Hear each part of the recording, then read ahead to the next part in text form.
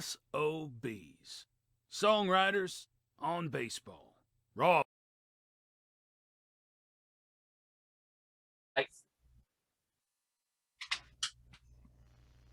Go ahead, Hank. We got a lot to talk about, huh? Oh yeah, golly. Well, I like the little assignment that we both had. Yeah, to catch everybody up, Hank and I don't know what inspired it other than I guess the recent Hall of Fame talk. We And the came up lack with of a hot stove. lack of a hot stove, so we needed things to look up and research to do and fun to have with baseball. So we decided to both come up with a lineup, our starting nine, no DH, of ball players that aren't in the Hall of Fame for whatever reason, whether it was health trajectory, they only played in the league a couple years, or if they were banned, i.e., guys like Pete Rose, Shoeless Joe, for example, those guys. But also, you know, we want to look at guys who had those borderline careers because we can go back and look at stats. We can go back and look at WAR now, and so that's what we decided to do. Put together our starting nine, no DH. Then we compile the WAR from their best offensive year. Except for the pitcher, we're just going to take his pitching WAR. And then what we're going to do is we're going to make our starting nine out of this. And then we calculate how much WAR, and then we compare the WAR. And I don't think that should be all end all. I think it's more about the debate, even if one person has a better WAR than the other, with our lineups, right? Absolutely. I mean, it was it was just fun to do because I mean, like I said, I think I told you at the beginning, I went with my heart. Oh, I could compose an all Rangers team and take the best seasons. And I thought, wait a minute. No, there's a lot of guys for a lot of different reasons that did not make it into the Hall of Fame. And really, mainly for someone like me being a Generation X, the Mark McGwires, the Barry Bonds, these guys and the Roger Clemens, these guys that were just it was a given in the middle 80s, Roger Clemens, if he continued where he was going. Right. And and then so that's the debate. I know you and me have gotten into the steroid debate before. Mm-hmm. And at the end of the day, I think we both kind of have come to accept it. Like, man, the stats are the stats. Like gambling, again, if that's outside the game, what Pete Rose did, Shoeless Joe. This is the beast that Major League Baseball and the people that have been running it for generations and the Hall of Fame, same families, have been that they've built. This is the culture that they've built. This is their hypocrisy. This is their monster, is what I think. And it's what's the phrase? The chickens come home to roost. Mm-hmm. Oh yeah, this is the situation that we have. Well, that's with the one thing with Big Papi getting. I mean, because that's what Big Papi is the one that set us off. I think that was the initial spark that, wait a minute, he's in there? Like, then why isn't McGwire in there? Then why isn't Bonds in there? And not to mention, as you said, he's a DH.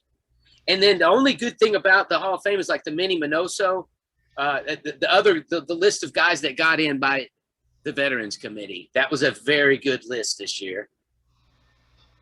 I mean, in fact, it probably would have had, Minnie Minoso on my team had he not got into the Hall. Let's put a pin in Minnie Minoso for just a second. Yeah. I had an idea about Minnie Minoso. No, I wanted us to kind of talk about, while we're talking about our lineups and we're going over that, to talk about some of the hypocrisy that we were bringing up kind of as bullet points. Like point one, the hypocrisy of the baseball writers and the guys who have votes for the Hall, that up until a couple years ago, everybody looked down on the DH, even if you were pro DH. They all looked down their noses at guys like Harold Baines and Edgar Martinez, and guys who were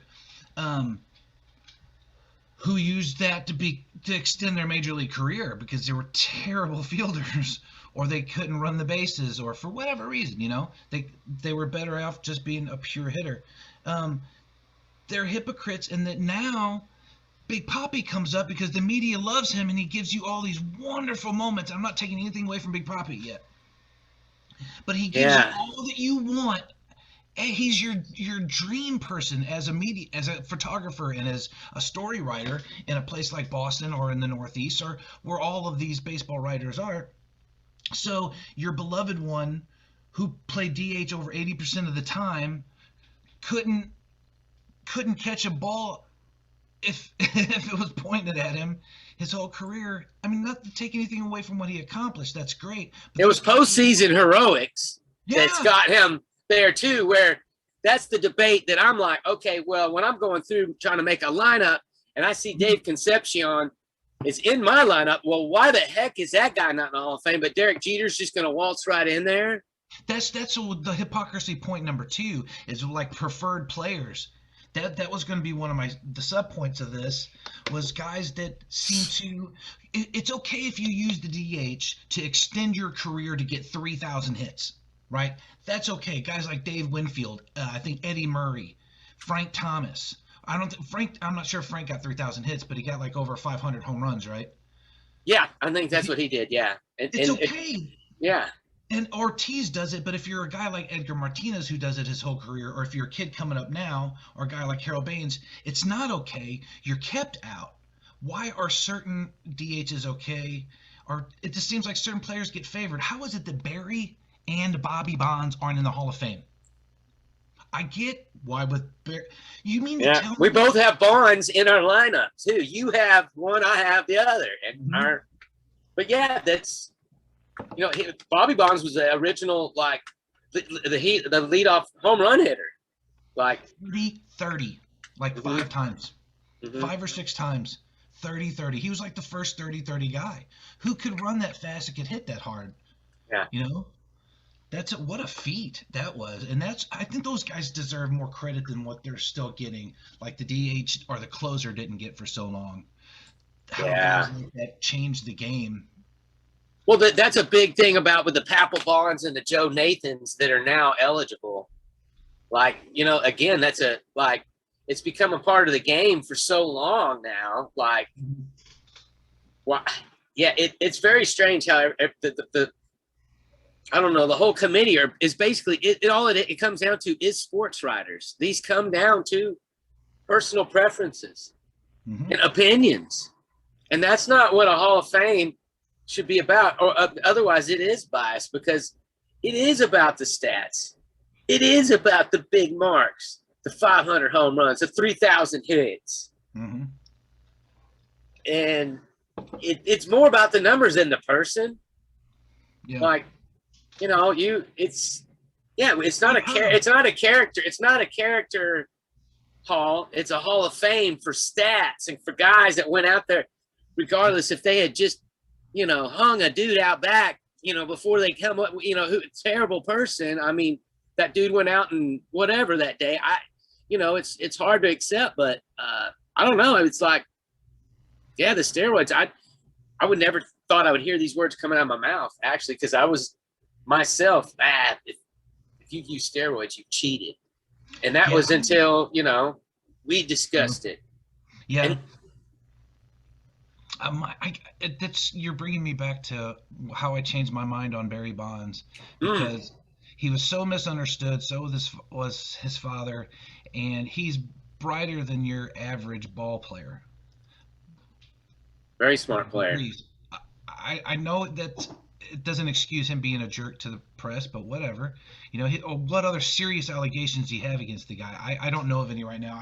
You can put the comments below on YouTube if I missed something about Barry Bonds other than this. Yeah. Him being a jerk sometimes to the media and him taking advantage, one, of the system that he was stuck with it, or not, he was a part of, not stuck within. He was underpaid, he was underappreciated, and he was better than McGwire and Sosa on their best day. On Bonds' worst day, he was a better athlete. He was smarter. Every stat was better. Everything. And Major League Baseball is putting McGwire and Sosa up on these pedestals. Wow, and the entire country knows these guys are fucking juiced. Everybody. And Major League Baseball knows it's everybody. Corked bats. At least we forget about that.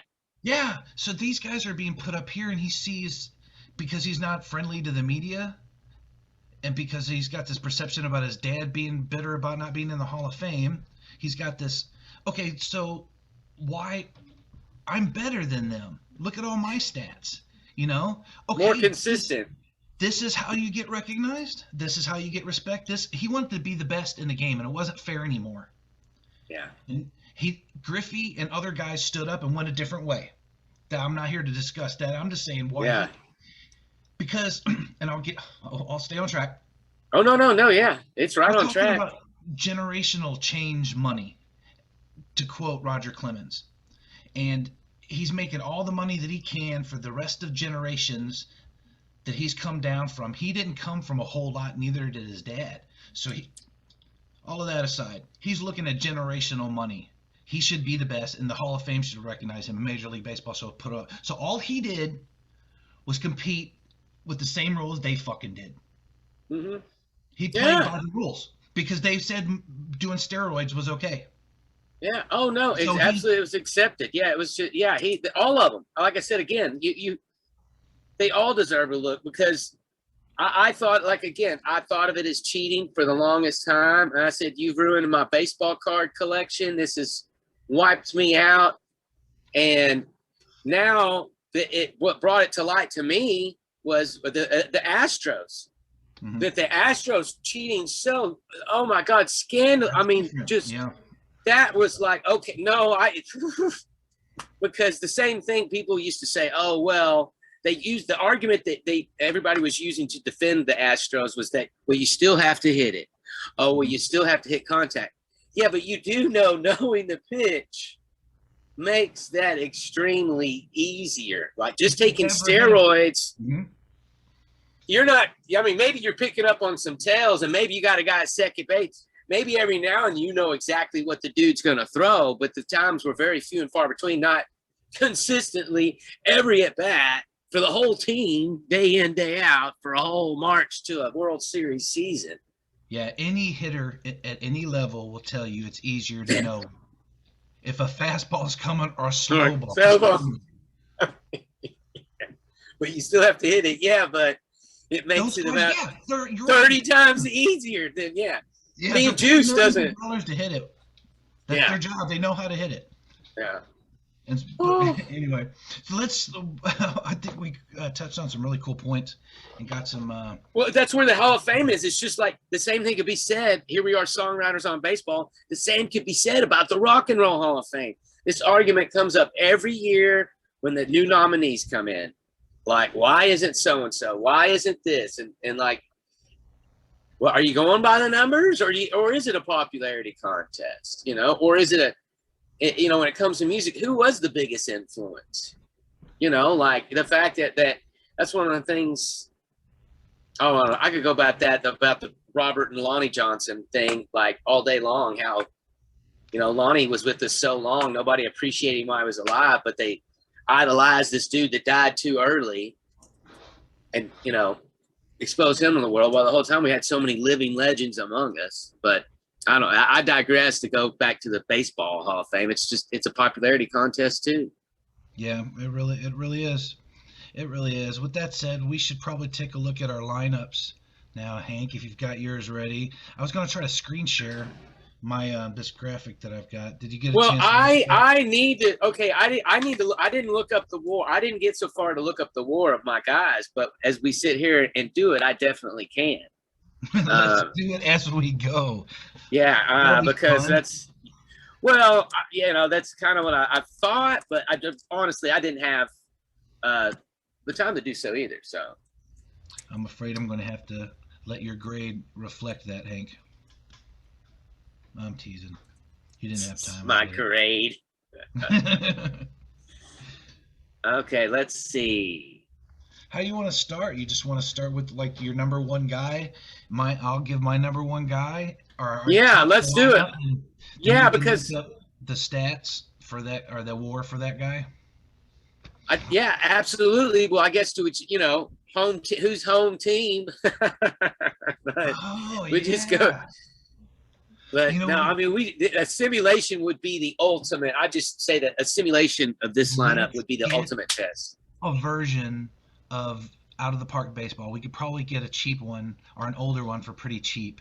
Like do good old games, or we could download it or something. Or if one of us should. Yeah. But what would be cool also is if we kind of calculated as we went, so we could keep a score as we go through our lineup. Okay. So we can get the calculator app out here. Oh yeah. Don't Well, I want to make sure here on baseballreference.com that they have the WAR. It doesn't always. Some of these things don't always include it. I believe Baseball Reference does. It has the traditional statistics and the advanced one, I believe. Because I also tried to kind of like, yeah, it was a tough thing. And there's so many good players left out of the hall. Wasn't it fun? I mean, it's that stressful. Oh my gosh! And then you discover something else too while you're looking. Oh, I didn't know that. You get to learn about these guys. So I love this.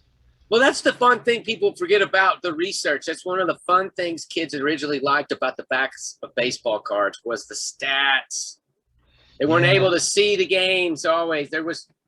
You want to flip a coin for us? Let's flip a coin for home team. That's a good one. Good. Do I need a coin? To flip a coin? I don't know if you had one ready. I flipped a frisbee before. A disc golf. We could flip. I have a coin. Okay.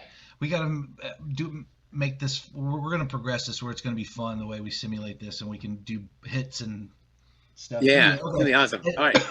Let me call it. Call it in there. All right. I want you both to know I can't catch, so it's going to the floor. Okay. Heads. And it's rolling, and it's rolling. Tails it is. Okay. I guess All I right, need to be home then, so I'll let you hit first. Yeah. Oh, I guess so. That's right. Well, first up at the plate in my lineup, as previously mentioned, was Mr. Bobby Bonds.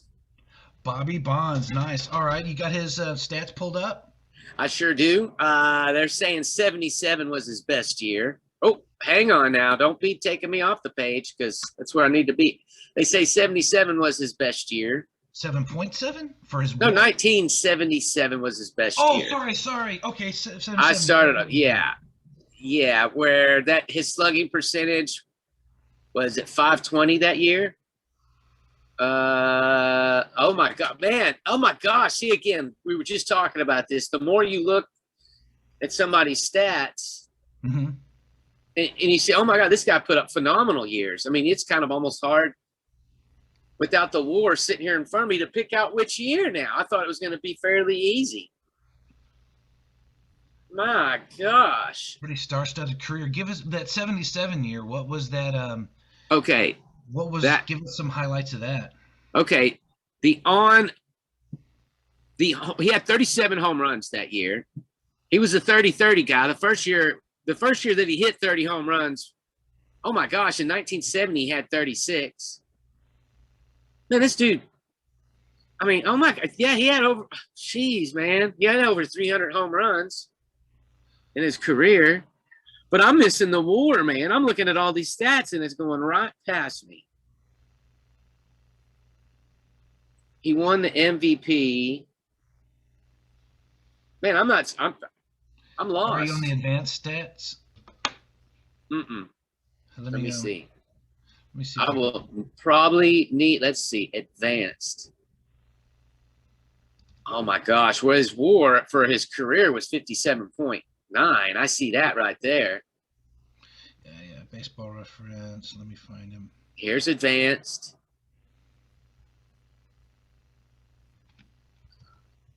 Not that advanced. Not. Yeah, standard batting. WAR is usually that. Just that. WAR. Yeah, if you go down to player value batting. And it's like right in the middle of the. Oh. Yeah. Okay, I see now. And then, okay, so the 73, I was between the 73 and the 77 anyways. And the WAR for 73 that year was 7.8.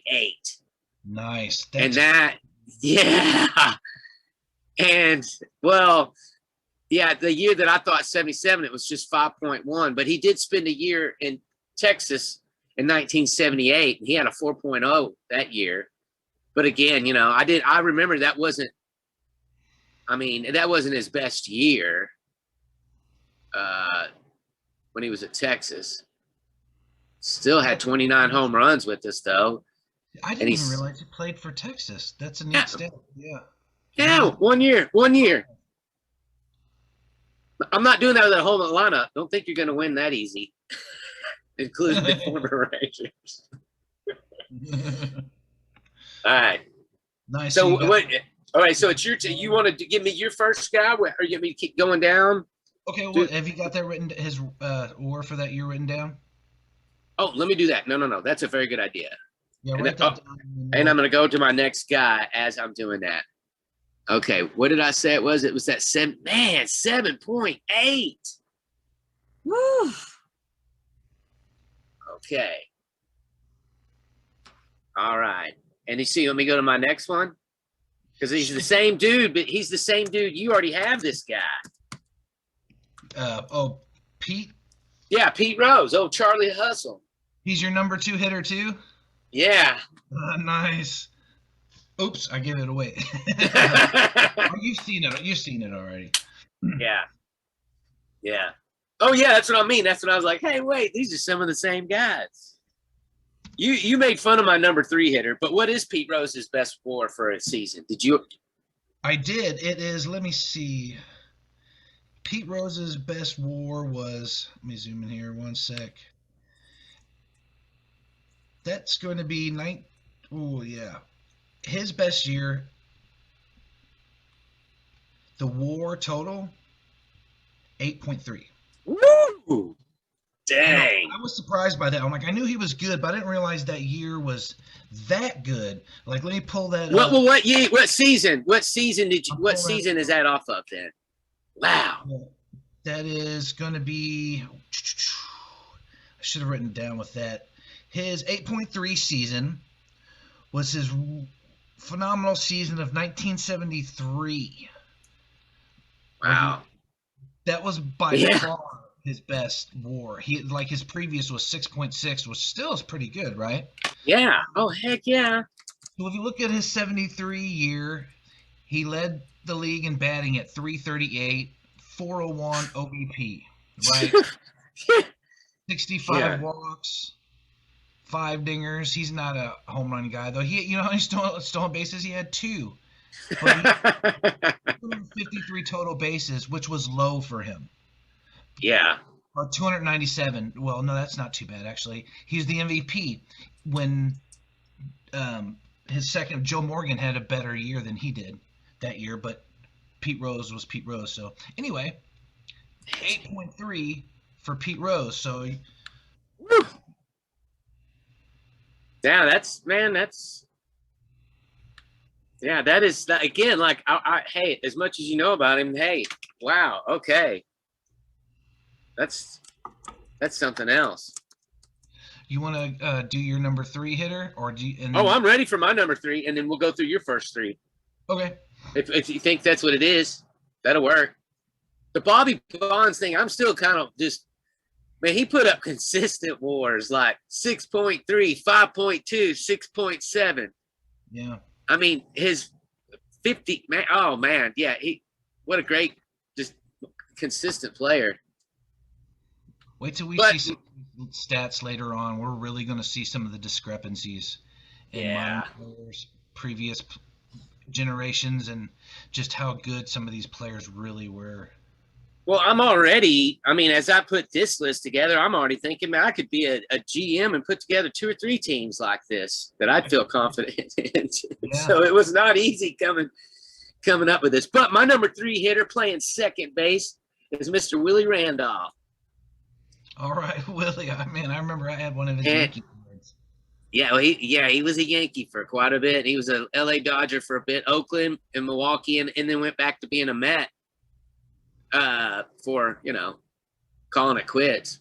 Willie's best year? It was in 1980. His WAR was 6.6 that year. Really good second baseman. 19, Good. yeah. His batting average was 294. And let's see, his OPS, yeah, it was 834 that year. Okay, I see your strategy here. He was an extreme contact hitter, and if you've got Pete Rose and Bobby Bonds on first and third, or second and third, because Willie's gonna feel pretty comfortable. Yeah, all you got to do is make contact, man. You got a T-bone right there. Yes, At least sir. one. All right, I got you. All right, so I'll see you in the second inning. Well, guess I got to pitch to you now, but Well, you know what? Now tell me. I know we don't have to get the reward right now, but who pitcher? You were facing J.R. Richards. oh, okay, because that is a good thing. We should have started off with your pitcher, honestly, I guess too. Yeah. Yeah, I didn't So think of that. tell me about tell me about the pitcher and what. Oh, J.R. Richards, who was on a ridiculous trajectory before health issues struck him and knocked him out of his career. He ended up homeless. His 1979 year Okay. was I think it was the year he did win Cy Young. Hold on, I know I should have done a little bit better job of writing down my notes. Oh, I'm glad you got caught off guard, anyways, too. Then, huh? I should have had it ready to go. His 1979 year. I don't need to tell you his WAR, but I think it was his 70. Just wins, losses, and ERA for now. Basically, the stat that stands out about that year was he had over 300 strikeouts. Woo! This is at a time when Nolan Ryan was being Nolan Ryan, right? 300 strikeouts a year. Baseball Reference is giving me problems. Sorry. Yeah, it's not even pulling up the right J.R. Richards. I could do it. Yeah, would you pull it up on your end? I'm having some problems over here on my text. What is this? J.R. Richards. And what was it? Was he J.R. Richard. That's right. Not Richard. That's what I did wrong. from unhittable to homeless? Yeah, he was so good. He was better. I mean, this is a staff that ended up with Nolan Ryan. I mean, he was in Houston. A lot of people don't even know about J.R. Richards. Yeah, I'd heard of him before, but you're right. But his best season, see here, he won 20 games in 1976 with a 2.75 ERA. And strikeouts. Oh, no, that year, his strikeouts in 1976, he went 20 and 15. He only had 214 strikeouts. Look at Then, 79. in 78, he had 303, and he went 18 and 11 with a 3.11 ERA. And then in 79, he went 18 and 13 with 313 strikeouts and a 2.71 ERA. How do you lose 13 games and still have a 2.7 win ERA? In his last season, he went 10 and 4 with a 1.9. There were rumors that he ERA. threw harder than Nolan. And Nolan, I mean, if you listen to the rumors and to some of to the myth, he threw over 105 miles an hour at one time. Wow. Well, radar technology is what it is today, So they were saying he was throwing harder than Nolan Ryan. And he was just, if you look at his trajectory, I mean, he wasn't winning as many games, or he was off from 20 to down to 18. Oh no, Yeah. But his strikeouts, he was becoming a better pitcher as he progressed. You could just tell by his trajectory. Anyway, I don't think that guy gets enough credit. And I think he would have been a Hall of Famer had he stayed healthy. Yeah, man. Well, it goes back to what, why people are left out, why it doesn't happen for them. Sometimes it is just that, not having the longevity because of an injury. Or in some cases, it's just not getting started soon enough. Yeah. Where somebody out, and one of the people I ran into when I was looking for great seasons was, I don't know, I have so many names. I ran into so many names like that. Like, this guy did what? Well, he didn't start playing professionally till he was 28, and he only really had good 7 good seasons, but Right, but he was blocked by somebody or life happened. And, mm-hmm. yeah, I gotcha. Falls off after a while, but yeah. all right. I'm going to come out here really, really strong with the guy whom I don't know that he was a leadoff hitter, but I know that he had really good speed and could track him down in center field. Had a great bat, had a great story, and he has a really cool story outside of the scandal. Before and after. I think he was a really interesting ball player. But that is Shoeless Joe Jackson. Somebody else, I also have him in my lineup. I like you look at his stats, and if you want to pull those up, Hank, we can talk about them. But his WAR for his best season was 9.5, and if his wow. Yeah, isn't it ridiculous? I knew he was good, but I didn't. I mean, wow, that 9.5, and wow. Yeah, so he was like again like that. This is the beauty of research, people. Golly, that's awesome. I didn't know that. Yeah, we never got to see a guy like that play, but just what you hear about him, he just sounded so effortless and elegant. Like maybe I don't know who we can compare him to in our that we've seen, like Jim Edmonds or Grady Sizemore or Brady Anderson. Brady Anderson didn't seem effortless, but I just imagine him as fluid and graceful, like Joe DiMaggio or something. Yeah. Go patrol in center field. But if you look at a lot of his stolen bases, he had high stolen bases, but he also had high caught stealing. So I think what happened was he hit a ton of doubles in those big old ball fields, and he would steal third base a lot. So that's how he had so many runs, and he had good speed. So he'd get thrown out a lot at third base because it's closer. So yeah, but that's good stuff. That's my leadoff hitter. I had fun with him. And most of his previous story to the scandal is interesting, but I thought it was really interesting that he's a ball player that came up with Cleveland, another Midwestern storied franchise, before he played for the White Sox, and he had that best year that he had was actually with them before the White Sox, his tenure with the White Sox. It was he was owned by one of those old time guys, those owners that used to just sell players for beer, or because their team was going to go bankrupt that year, or when the guys didn't have contracts. They were indentured servants basically. But yeah, I just thought it was pretty interesting that he played for Cleveland, and that was another. How many great ball players have gone through Cleveland and gone elsewhere and just been really good? Yeah.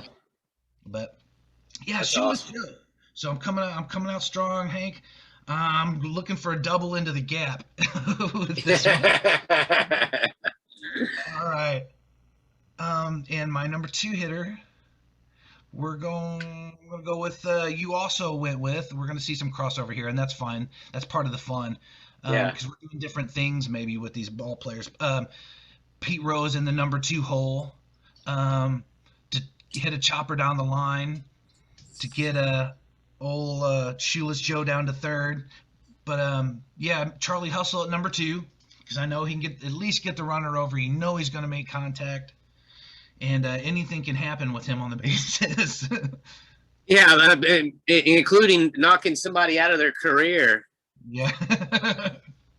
Just during warm-ups. Pete Rose don't play. Who's old Charlie Hustle over there? Yeah, I think we know enough about Charlie Hustle not to spend a bunch of time on him. Mm-mm. So I'll go ahead and get to my number 3 hitter. You've had a peek at this, so you kind of know what you're in for with this. Are you writing down mine? Oh, never mind. I've got mine tabulated. Never mind. Sorry. Yeah, I'm about to say no. I'm writing down mine. So this one's the biggest.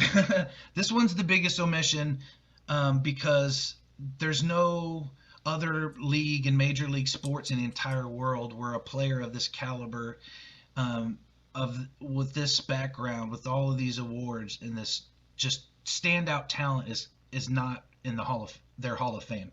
Or Hall of whatever, or of acknowledgement of greatest ever. The Hall of Popularity.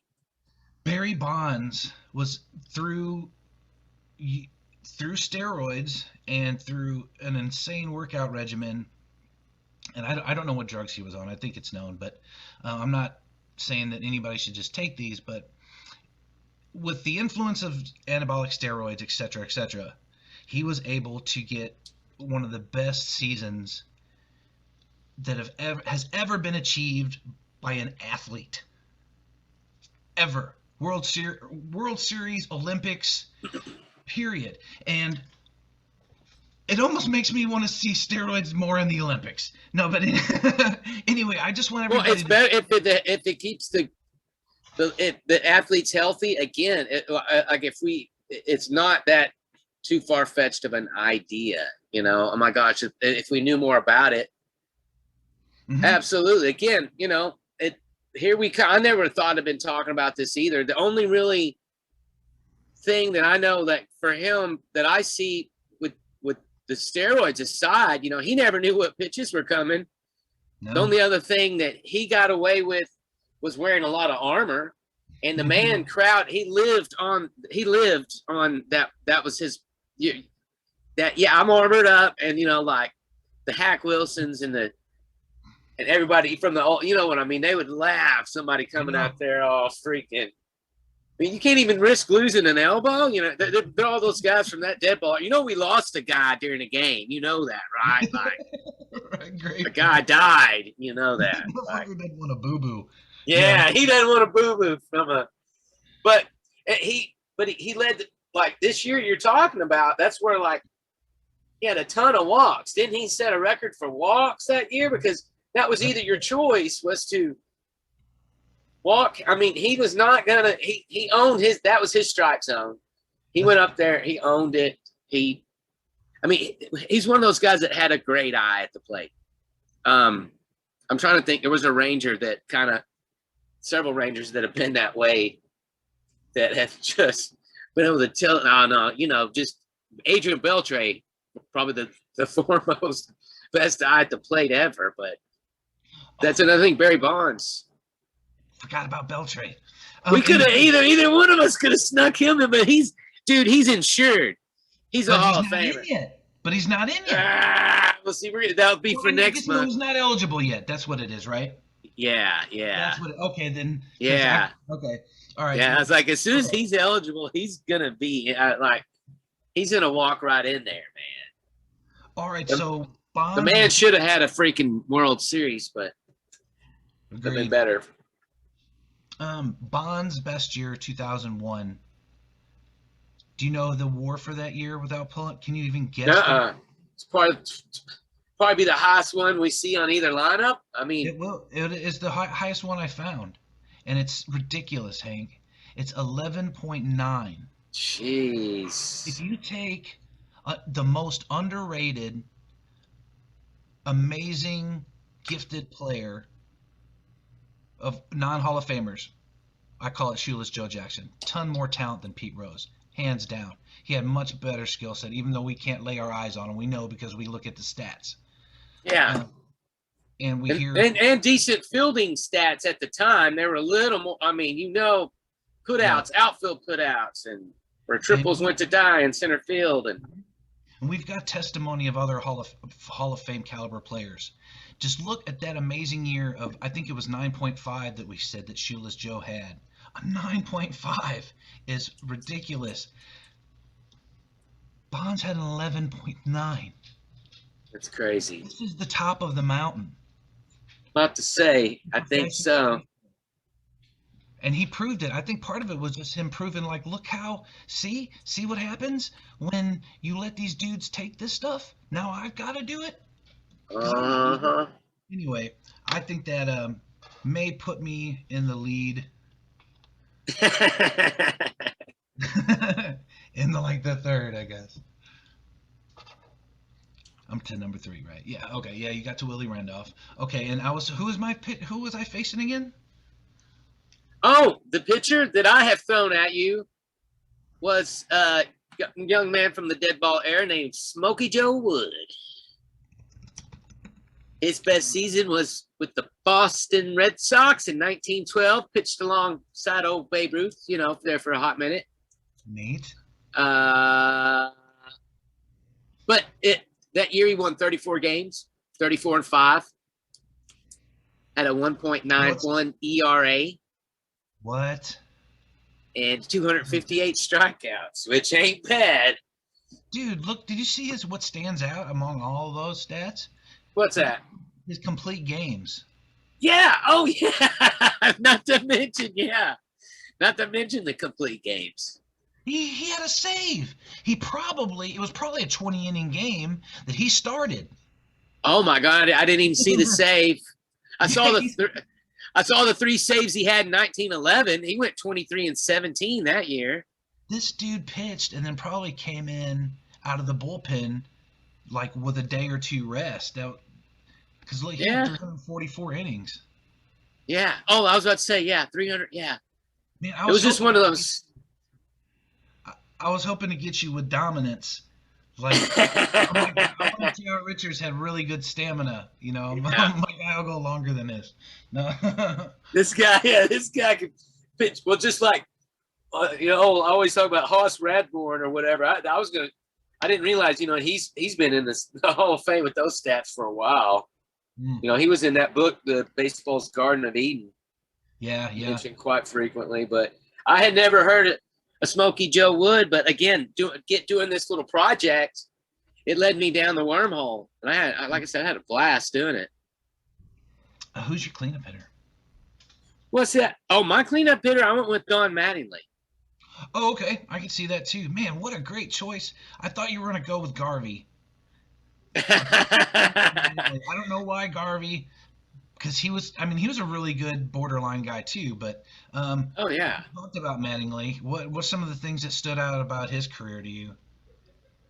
The WAR. Well, he has the highest WAR of any non Hall of Famer for his career. But he had in 1986 he had a 7.2.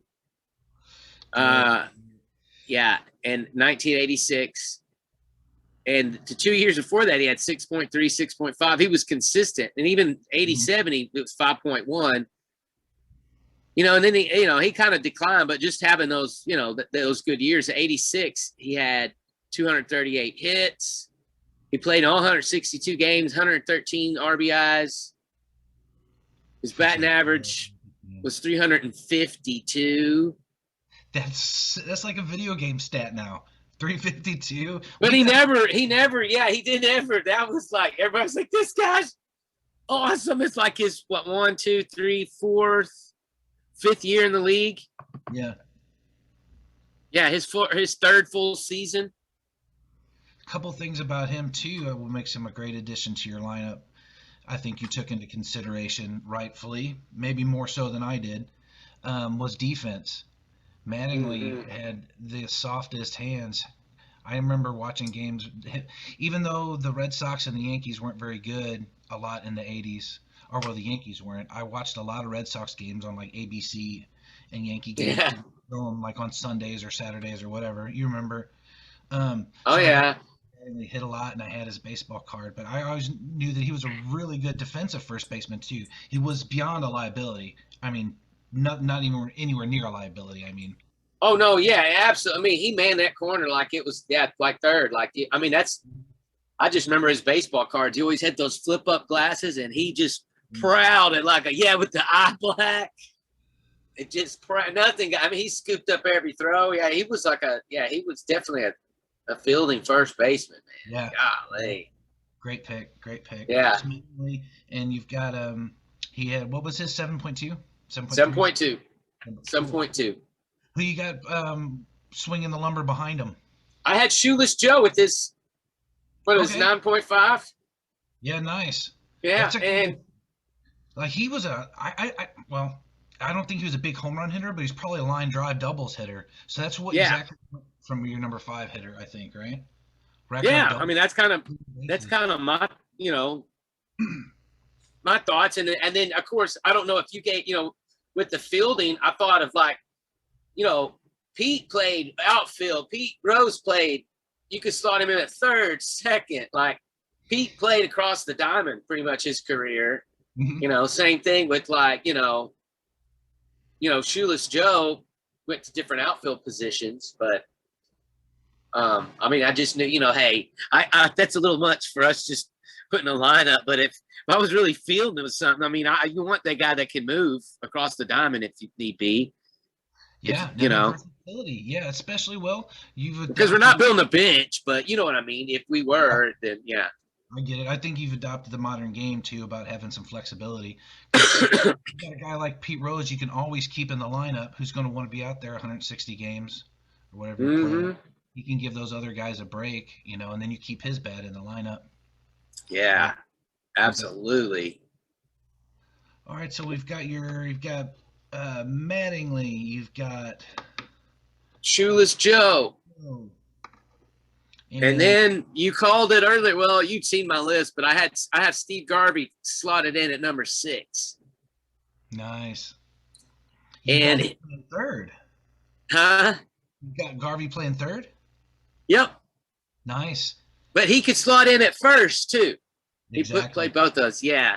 Well, that's what I always thought about. Mattingly could have easily done that himself. He was that good over at first base. Yeah. But I was a little bit surprised that the biggest WAR that Garvey had was just 5.1, and that was for the 75 season.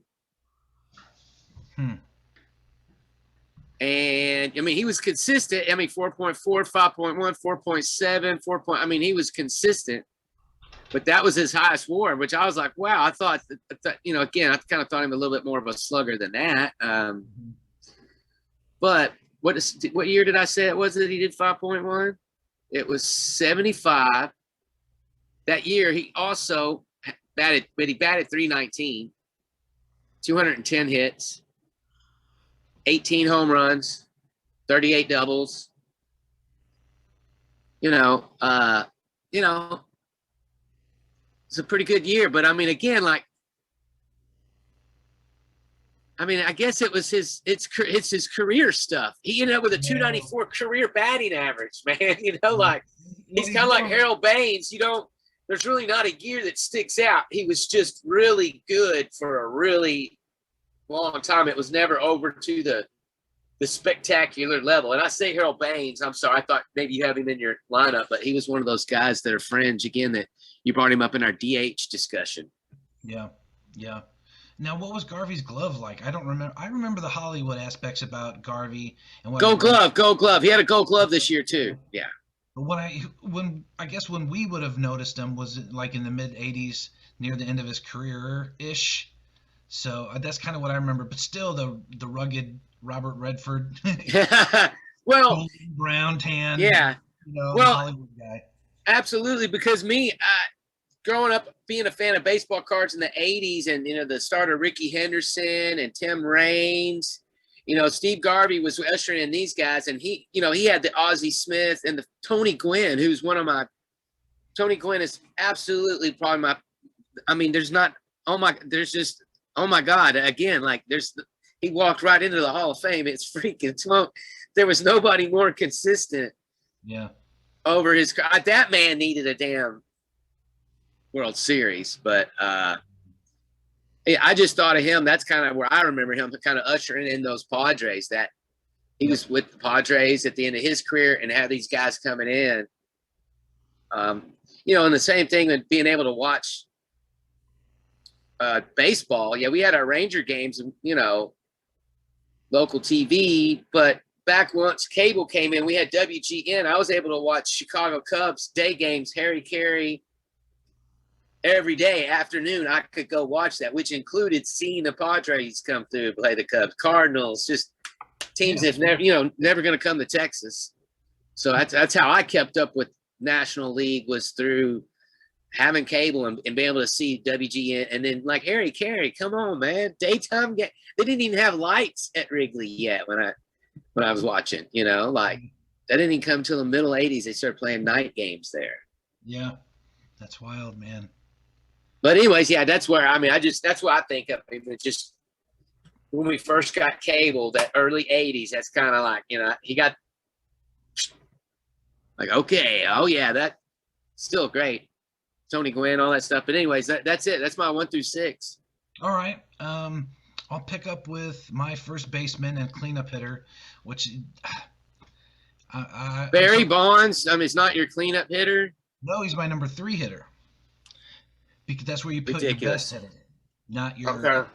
hitting second baseman. In my Well, opinion, okay, no, I'm whatever. kidding. You put your best hitter at 3. That's what I. That's always been my philosophy. No, Big Mac, who I'm conflicted on for so many reasons. Um, yeah, his best season was a 7.5. I grew up with Woo! those teams. I know you did too. That's as Um, high as he got. I know. That's why Madeline got up to 7.2. I know. Like even that was during his best average season. I think his best ribbies and his that was like during his 70 home run campaign or 60 plus home run campaign. Like Yeah. that's how overvalued. And I don't know. Wow. Yeah, That's you would crazy. expect like a guy who is thought of as a Hall of Famer. And now I'm putting him in because of he's got 500 home runs and he had a great glove and he was good in the community. I'm close to him because am a Cardinal fan, and he gave me a lot of great, Everybody knows, Rick. regardless of the steroids and everything you say or that can be said. I still have a lot of great memories with him, and he's my first baseman and cleanup hitter. Nostalgic, like I could have left him off. There's probably would have been better picks, like you said. Like Mattingly had a comparable WAR. Um, there's probably guys I could have picked with better seasons, but there's going to be some nostalgia in this, and I still think he deserves to be in the Hall because of those home runs and his glove, and a couple records that he has. So I mean, I anyway, was an Oakland A's fan. Like, yeah, the Bash brothers, yeah. Evan Conseco. Yeah. And there was another discussion we should have some other time is about some of those other guys that were on that team that don't get enough respect, like Carney Lansford and Terry Steinbeck, because those guys came up when I was looking through stuff too. But yeah, Yeah, I know, because I had to. I have Terry Steinbeck on my catcher's mitt. He's one of the few autographs I have too. nice, nice. So yeah, Big Mac in the cleanup spot. Not a lot needs to be said about him over there at first, but his WAR was 7.5. And this is another fun nostalgic pick that I took, and it was kind of so I could hopefully we have some good discussions and memories with you. And I'm going with my number 5 hitter here, right?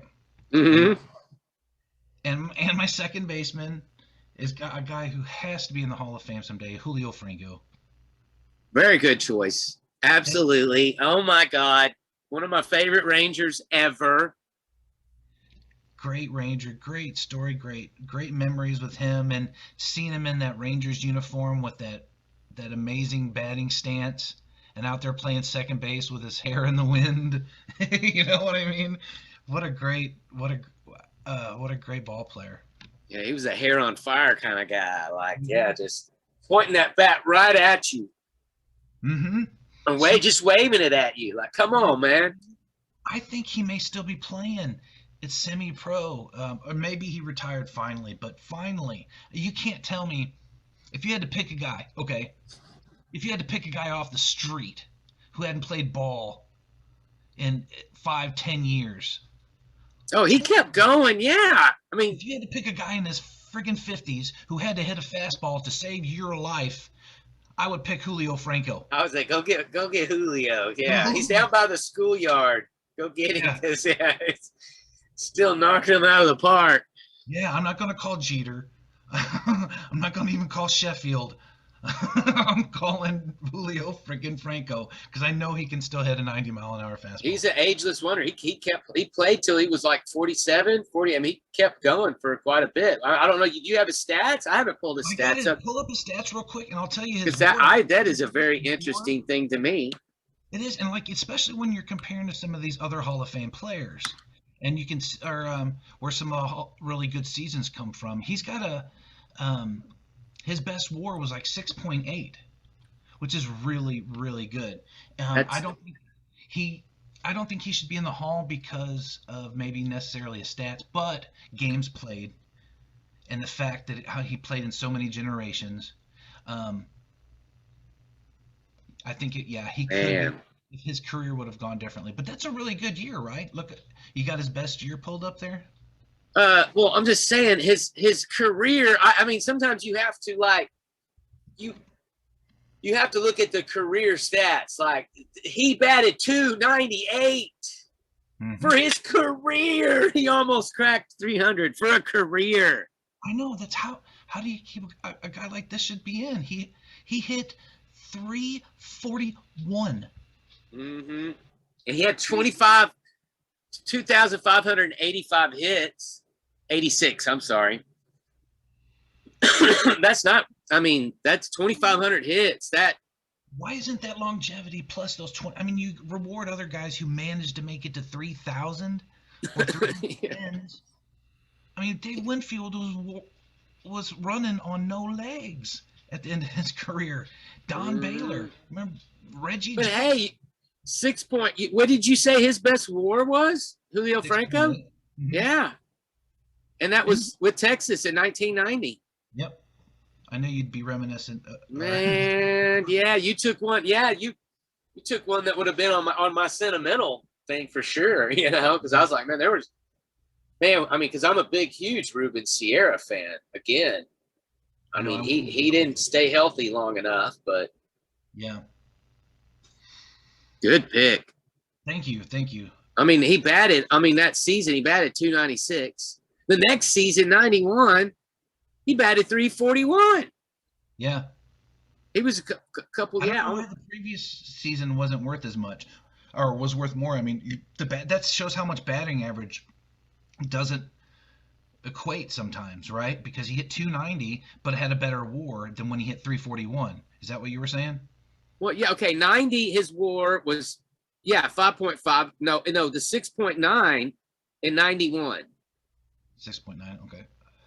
Yeah, hang on. Let me make sure because I'm looking at that. Yeah, because it was 91. Yeah, no, it was 341. It was in 1990. He still batted 296, but his WAR was 5.5. Oh, okay. I see what you mean. I thought it was reversed. Okay. Yeah, I know, and I was just making sure I hadn't reversed it. I was just like, no, it takes in I guess a lot of the WAR is beyond my basic math. I love batting average and home runs and ERAs, all that easy stuff. But, to compute some of these things, it's like, whoa, good thing they do it for you. I think that's a pretty good, almost 7 WAR from a second baseman. Yeah.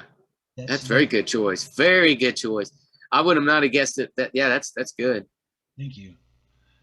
I want to go on to where are we at? We're at number 6 now. And this is another one that I think I thought I could be clever on. This is another hometown pick, but if you look at his best WAR, you really get an appreciation for what kind of player he was. And my third baseman and number 6 hitter is Scott Rowland. Yeah, you went modern. He is modern. He's not in the Hall of Fame, but he's been eligible for a couple years, and he may eventually make it. But right now, I see that he had a year comparable to Shoeless Joe Jackson, just 2 WAR off of Barry Bonds in his best year. I mean, that an MVP caliber year. When I don't even think he won the MVP. I think this may be the same year that Pujols won it. So you're on a team with Pujols and Edmonds. You're not getting all the attention, But phenomenal defensive third baseman, as good or better as Arenado like today, but a great bat, good character guy. He just went about it and hit 300, 30, 100 every year, it seems like, or 25 and even 25, 280 and 80. Today that's a great standard, but he did that every year and went out there and gave it all, played hurt, played longer maybe than some would have. And his WAR, did I tell you already? No. His WAR for that year is 9.2. Okay. You said it was close to Shoeless Joe. Dang. Yeah, Scott Rowland. Yeah, that WAR year was 9.2. That was 2004. Fourth in MVP voting, I think behind 2 of his teammates. Yeah. What year did I say that was? 2004? Wow. Yeah, 34 dingers, 124 RBIs, 70 walks, 314, 409 OBP, almost 600 slugging, All-Star, Gold Glove. Just Yeah. 300 total bases, and the guy was slow. Like, how do you put a year up like that and not get MVP, but they don't even put you in the Hall of Fame? Yeah, that's crazy. So, No, yeah, I know. He was behind too many big names. We've seen that over not just on a team, but through just generation. Just, like Minnie Minoso. That's why we missed out on him. There were so many great players coming up, yeah, So you kind of follow the shadows. But that's what this team's we're putting together is what the whole exercise is about. yeah, I think so. We're nailing it on the head. All right, I wish I had a reliever. I think J.R. Richards just probably had it by this time. Yeah. Well, I was still kind of thinking with my next pick with the number 7 hitter, I was going to have it shortstop, Dave Concepcion, because again, Big Red Machine, those titles, and he moved, he did first, short, second, and third, actually, not first, but he played those 3 positions. Yeah. But when I started looking at his WAR, he didn't have the heaviest bat, but he did have a 5.5 on the books for 1974. Well, I think we don't look at the same stats for Mr. Concepcion because of 2 reasons. One is the Ozzie Smith clause that says if you're that good at defense, you can be an under 300 hitter, not have the typical stats. Oh yeah, okay. Because you read my mind. Because yes, we know defense is sexy, and it'll get you right into the Hall of Fame if you can backflip it. Yep, and he had the elusive championship, which these friggin' hypocritical writers use as a double-edged sword, or they knight you with it, or they chop your head off with it if you're a winner. Because Concepcion was a winner. They put all the guys in here. Big Poppy's a winner. He's got the stats too. Okay, cool, man. I get that. But Concepcion's got the stats and championships. When is the hardware worth something? You mean to tell me you treasure winners, guys who win championships, home rings? You want to talk to me about that? Let's talk about Kurt Schilling and traditional stats. You like championships? You don't think the championships compensate for those lack of wins when he played for teams like Houston and Philadelphia? Yeah. Oh, absolutely. Like I said, that's why it's like that's why Concepcion always comes to me, and that's why it came to me in my mind. It's like I just know what I knew of him, even seeing what I saw of his career, knowing he was with the same team the whole time. It's just one of those class acts in the game. He was there, and like I said, it was just a little bit more, worthy than some of these guys have just waltzed in on a lot less, but. Yeah, he was a Cincinnati legend, for crying out loud, man. And that 74 year, what was he? He's in the MVP running, looked like, but he batted .281. He had 14 home runs, 82 RBIs, 25 doubles, 167 hits. And that the first year that give me that today. I would take that. Hell yeah, that is a damn good season. Yeah, but I mean, his career average for 19 years is 267. That's nothing to slouch about. 2,300 hits. How many years he play? 19. 19. That's a respectable career. Yeah, I can see with the hardware and his defensive prowess. Yeah. Because I don't even want to look up Derek Jeter's numbers, but no, we don't have to. We got a more interesting subject. Exactly, but I know he did not put up those types of numbers. I don't even think he broke 2,000 hits himself. Hopefully, you don't get fact checks on that one. Because I know Derek Jeter is one of those people people will come out of. Hey, no. He's a winner. All right, All right, Concepcion. Oh yeah, I get shortstop. yeah Concepcion 5.5. Well, this is the other one. I forgot that Ted Simmons. I had picked Ted Simmons to be my catcher, Yeah. and I went through. My first choice, anyways, was I saw Thurman Munson because I knew you had him. I saw him on yours, but no sooner than I replaced Ted with Thurman, and I looked at your lineup, saw that you had Thurman down too. Thurman's a great pick. Is there any other one that if you had to pick your starter? I mean, who else? He's far and away. Yeah, like for catchers for sure. Like I said, that was really it. Most everybody, well, other than I don't know. I mean, I'd have to put a little more thought into that, honestly. Like the Terry Steinbacks, I'd have to go look at some stats. Yeah. Yeah, it was more. Yeah, I would. Again, hey, watch out for my next lineup, okay? Because I want to do this again. But I had Thurman, and then of course Smokey Joe Woods. So my starting pitcher. So that was my 9. What was Thurman Munson's highest WAR year though? Thurman was, and I think for a catcher, this is still pretty good.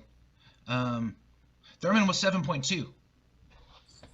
Oh, I got corrected too by Derek Jeter got over 3,000 hits. Did you know that? He played for 20 years. Yeah, I didn't realize I'd forgotten he'd had 30 hits. I know I should have known that. 3465. Wow. Yeah. I never cared for the guy. Never cared for that Yankee. I never cared for him at all. But his batting average. Good night. He had some bad year. I guess I'm just remembering those last year's stink. But it's saying here, his lifetime batting average, Derek Jeter's 310. Yeah. Wow. He had a couple really, really good hitting seasons, like batting average wise. Yeah. I'm about to say, like his best. That's what I came here to see his best WAR. But he had a 7.5 in 98. Good contact hitter. 8.0 in 99. That was those. Yeah. Okay. All right. I guess I've always been down on Derek. Not a big fan. I understand why. I understand why. We'll have to get to a segment about crushing Ranger defeats in the playoffs. Oh yeah, let's get all emotional one. Just have a big boohoo fest. You and me can rehash our our worst. Our freeze moments. Oh. Yeah, that's still yeah. I want to go back and freeze. Yeah, see, that's a strike across the plate. Dude, I'm gonna get. This is related to your hatred of David Freese and the Cardinals. I'll show you how meta I was when I first moved to Seattle. I went to a Mariners game, and I sat in right field just so I could thank Nelson so I could thank Nelson Cruz. Thanks, Nelson. I'm catching that ball. Well, and he looked up at me with my Cardinal hat on and just was kind of like, I don't know how to take this, and turn back around. Terrible. You're a terrible person sometimes. You come up with just nasty little ideas. I know. Turn into such a little goblin. Championships make you that way. Yeah, I guess. Yeah. The gold. You get crazy for the gold. Well, I think, hey, the Rangers are headed in the right direction. If we could ever get the product back on the damn field. Yeah, I agree. Well, you got to round out the rest of your lineup. Yeah. I'm gonna go with my number 7 hitter, and that is a shortstop. And that's I know that you've seen this, but I was kind of surprised by some of the seasons that he had too. My shortstop is Nomar Garciaparra. And I thought it was a good choice. I felt like I missed it. I thought, he was a guy, that we were watching. We're older, we're adults, we're watching baseball. He was across the diamond from Jeter and A-Rod, and he kind of took a back seat in a way, but not, in the national media. But he always seemed a little bit more rugged and down to earth to me. I liked him a lot more. Yeah. And Derek, he was a little more likable too. Nomar, everybody in Boston. Oh, yeah. Nomar, yeah. If he would, I think injuries ended up getting him. I got to see him play in Chicago or play when he played for Chicago. I saw him on TV a lot, so I got to see him a good bit, and I always liked the way he went about it. And I'm like, man, he had some really good. I wonder what if he stacks up. Like you put that year against Jeter, and Jeter's best year was 8. Did you say? Oh yeah, Jeter's the favorite. yeah. He's the favorite. Everybody put Jeter in. I They know. look at all his championships, and Is it that's all those rings? yeah. But Oh anyway, yeah. So that's my no more. And he had some good years, and I think in a different situation or better health, he would probably been on a Hall of Fame trajectory, or can be in the discussion. You know what? He can hold his head high in any room of baseball players. Right? Is kind of what you're to be a major league ball player is one thing, and it's great, but to be able to stand and say, "Hey, Jeter, what's up?" yeah, You know, yeah. what's I like that. about Yeah. yeah, that's just kind of I imagine that's a cool feeling. Um, and then I've got my catcher. We have the same catcher, Thurman Munson, who had some really good years. Kind of the understated presence on some of those Bronx Zoo teams Mhm. of the '70s that get so much press and were some really cool stories. But his best year was 7.2, which is respectable, much closer to McGuire's 7.5 and higher than Franco's 6.8. Matches Um, Don Mattingly's. yeah, like it kind of shows you their, I guess, their worth. And it's funny that neither Thurman or Mattingly are in the Hall of Fame with similar kind of production, you know. Um, and it's funny that we think of Thurman as a Hall of Famer. We put him on our list, but we don't, or the writers don't think of Don Mattingly. But you think Thurman Munson would be, but you think Don Mattingly did it. Well, Thurman Munson would have had, since his life got cut short, he would have had the sentimental vote. Yeah. And at some point, somebody decided, no, he didn't put in enough time to warrant, again, like I said, there's some guys when you start peeling back some layers that only had 6 or 7 years anyways because of injury, or if you're putting up Hall of Fame seasons, then you put 3 Hall of Fame you put 3 Hall of Fame seasons. If you set the war for 5, if you could carry a 5 all season long, a 5 war, I mean, that's what I'm sitting there thinking that my lowest one is Steve Garvey of all people with 5.1. Yeah. But if you can maintain, you do at least 3 seasons of maintaining that, like whether you're in the league 3 seasons or 8 seasons, like that's an accomplishment, to put a season together like that is solid. Hits, average, RBIs, a well-rounded, yes. I think there's so many more teams now too. That are competing for these. I mean, there's twice as many guys in the league as there were like in the early '80s. So there's more work, labor competition for these same awards and the same statistics. Or Yeah. I mean, awards and these standards, guys are playing less, more platoons, larger pitching staffs, bigger rosters. They're not being rushed. Yeah, I mean, they're at service time. They're getting held back and stuff. And there are all sorts of manipulations to the talent that's happening to the talent.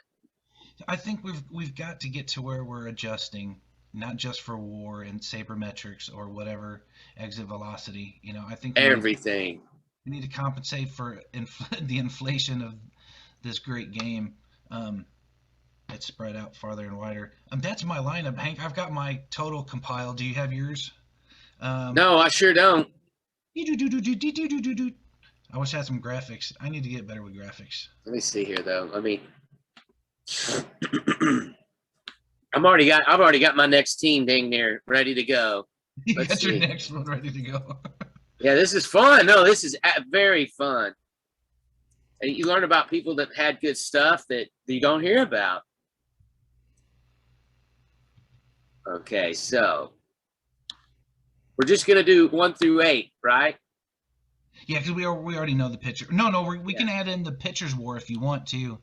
Oh, okay. I didn't know if I saw that stat earlier. Or we can subtract that. That's fine. I'll subtract from mine. Oh, I could get it. Okay, then go get it, please. I'm I'll give you a adding gold them star up. if you win. 9.5. Okay, there's my low one. Okay.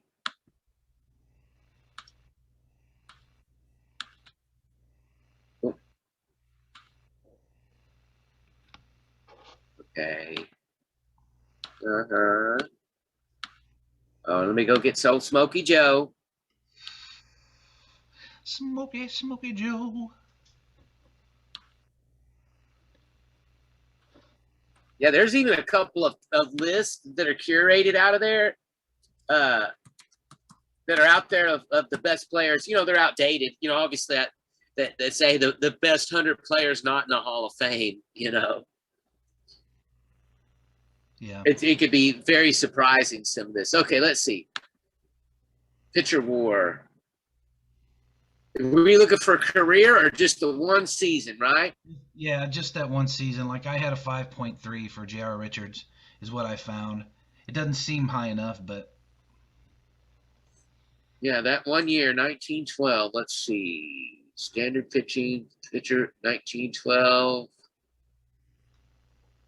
Inning pitch. Oh, WAR, 10.1 damn, for that 1912. damn, you got me on that one. Well, there's so many good seasons pitching wise that stand out. Okay, so that's my. Oh, hang on. Here's my calculator. So I had my 7.8 plus my 8.3 plus my 6.6 plus my 7.2 plus my 9.5 plus my 5.1 plus my 5.5 plus my 7.2 plus my 10.1 equals 67.3. What is it? 67.3. What, do we have a tie? Are you the winner? Can you see it up here? That's awesome. Hold on. How do you? What was your final number? 73.4. Oh! Well, what's interesting is I don't know if I got the Concepcion. wrong Concepcion. Well, your pitching season was so much better than my pitching season. I just wonder if that equals it out a little bit because my best pitching season apparently wasn't worth as much as Smokey Joe's. Yeah. Best season or that season I found with J.R. Richards was worth like 5.3, and he Yeah. had over 100 strikeouts. So Yeah. Well, the Steve Garvey and Dave Concepcion really let me down, if I'm honest. mhm. I mean, those are good seasons, but those are high. Yeah, maybe 6 should be the standard. I'm thinking so. 6 is a WAR, like that's a Hall of Fame level 6 plus. 6+, yeah, and consistently a 6+ or above that. I think that's pretty safe. Yeah, but Garvey gets in because of longevity. I'm okay with guys getting in because of longevity. Yeah. Well, I mean, again, like when you compare Concepcion's numbers to Derek Jeter's numbers, okay, I see why he's not. Derek, Jeter played only a few more seasons and got a lot more hits. Yeah. Yeah. So yeah, that's probably why Dave Concepcion's probably going to be left in the dust, but he'll always be a champion to the people of Cincinnati. Yeah, and his home country too, or his original country. Uh-huh. Remember he was. Oh, this is something we're going to get into a different subject. I know, was he from Venezuela or was he? I think so, or Panama. So I can't remember where he was from. It was, or if he was from Puerto Rico and. Yeah, here, hang on a sec. I remember seeing the flag. Oh, Venezuela. That's nice. What it is. He was from Venezuela. Okay. I had a chance, Hank. What I wanted us to be able to do was have the ball game on. The Caribbean Series is on right now. It just started today with Colombia versus Venezuela. I thought, wow, what a great way to start off the non-baseball season. What a great treat it would be for us to be able to watch some baseball today. But I don't have cable at either of the places where I work from. I know that you don't have traditional cable. And apparently, without traditional cable, it is impossible to watch ESPN Deportes. I tried to go through Hulu, tried to go through ESPN.com. You have to have some kind of membership, a login information for your cable company, and it's part of this blackout monopoly stuff. I'm like, why can't I just watch a good ball game? You can let me watch golf on ESPN all friggin' day, but I want to. You mean to tell me this is better? This is more fun and more entertaining than watching a Latin baseball championship? I hate golf. It is a terrible, call it the communist in me. It's a terrible waste of natural resources. It's terrible waste of water. It's a terrible, terrible waste of resources. Terrible waste of resources. And they're the industry that's number one. They're the ones who are responsible for daylight savings time. I don't know if you know this. They ran a big lobby back in the 70s or 80s or whenever it was that we need these few hours to keep our golf courses open. Yeah. We're gonna have to dig deeper on that sometime. Oh yeah, I detest the game. I of course I live at a retirement community. There's probably like 15 golf courses within a 10-mile radius of me. Yeah. Yeah. And I hate it. I hate it that, they all drive to one another's golf courses in their golf carts. It's it's a terribly obnoxious sport. And you have to have money. I lived in two different apartment complexes right next to one, and I hated golf. I remember balls bouncing off the siding, bang, bang, on a Sunday morning at like 8 a.m. Oh God. Terrible, man. Any occupation, recreation, anything you do with your body where you could potentially knock a golf ball off somebody's window at 8 a.m. on a Sunday, you should not. It's just common sense. I'm sorry. You shouldn't do any activity that involves hitting a fucking ball that could wake somebody up or go through their window. Why would you be living on a golf course? But other than I'm an old curmudgeon. No, me too, man. I hate it. I do not like it. I mean, I like frisbee golf, but to me, that's a good use of an outdoor space. Anybody can play it. It's not off limits. You don't have to pay. You just have to buy a few discs, put on some hiking boots, and go out there. Space, and that space can be used for other things too. Yeah, as long as you're not right in the fairway, with your baby carriage or something, don't, Otherwise, man, it's a good thing. But like regular golf, it's terrible, man. These exclusive clubs and yeah. But that goes back to the whole lockout going on. It's the billionaires versus the millionaires with baseball. Like all of this good stuff, it turned out they met for 2 hours on Monday, only to meet it for an hour on Tuesday.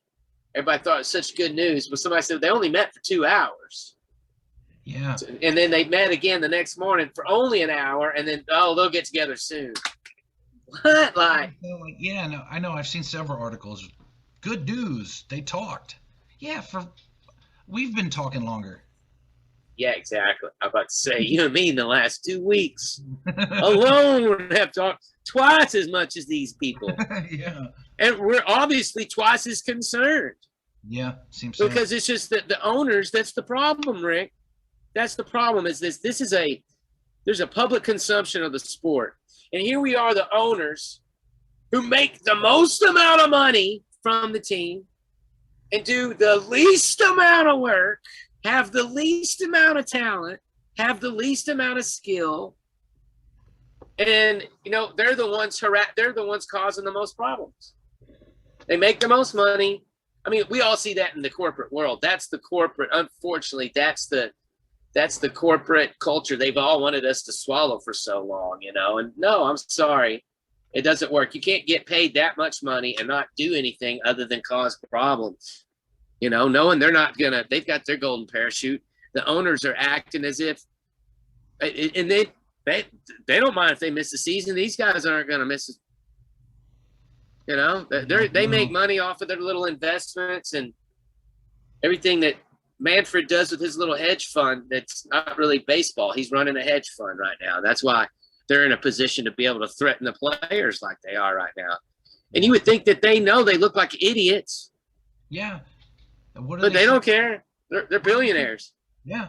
What do they say to the people who were working concessions at those Florida or Arizona stations outside of spring training, or the little restaurants that need the business from especially after the freaking pandemic? At least we forget we're still in a pandemic. Like, this could give people a hope. Can you please usher it along? They need to realize their entire economies of communities based around Major League Baseball, and it's minor league baseball. And this is not to mention what they've done. They decimated the minor leagues. They've been doing it for years, paying them shit wages. You know, I mean, feeding them shit food, outsourcing everything to people that don't give a damn. You know, that's the problem. A lot of everything gets outsourced instead of people take care of stuff themselves. Oh, I hired somebody to do that. We've hired somebody to feed the players. Well, they're not doing their job. Right. They just sent 2 bologna sandwiches out, you know. Yeah. I mean, I don't know if you saw the pictures. Like, it was a thing. Minor league players on Twitter were taking pictures of their meals. Well, here's today's meal. Guys to go out and perform 4 or 5 years. Yeah. Exactly. That comes in. Yeah. And then you're going to fault them for taking steroids or again, when you start, you start pulling back the layers. It's like, hey, wait a minute, the talent's getting screwed. You're lucky to come out of all of this and still get your chance in the major leagues, much less like make the most of it and keep yourself there. You've got to battle it, you know, the front office and the owners and the coaches and then the umpires, and man, God bless them. That's what I want. I want everybody to kind of realize it's about the talent. Agreed. Take care of the players. I think that's a great point to go out on. Hank, man, what a great show. Great discussion. So much fun. One edited. I think I'm going to take the next couple episodes and edit them. Anyway, next time maybe we'll play you out. We'll send you home with some music, and we'll maybe concentrate on females in the sport of baseball, and a little bit more music maybe next time, or some comics or some entertainment. So that's me signing off. We'll talk to you soon, Hank. Talk to you soon, and I had a blast. It was fantastic. Don't hang up on me so bad this time. Let me go real softly. Great show, buddy.